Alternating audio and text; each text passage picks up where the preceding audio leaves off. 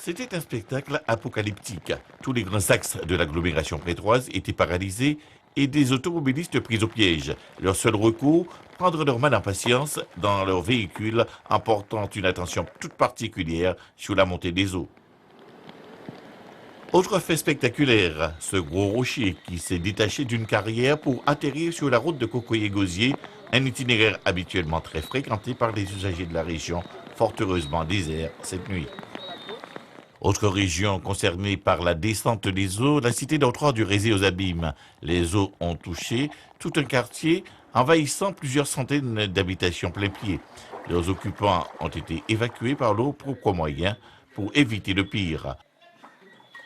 D'autres, habitués de ce type d'inondation récurrente, ont préféré rester impuissants à la maison, comme c'est le cas de Marlène et ses voisines. La première fois, l'eau était montée au moins à 1 mètre. Et il y avait l'égout.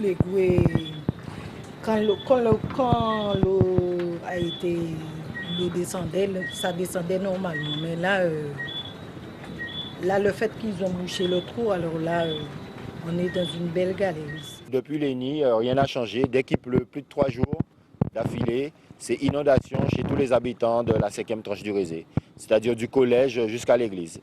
Pour les habitants de cette cité d'Autroi, cela a assez duré, car ça fait trop longtemps qu'ils vivent cette situation. Selon eux, il faut trouver une solution pour régler définitivement ce problème.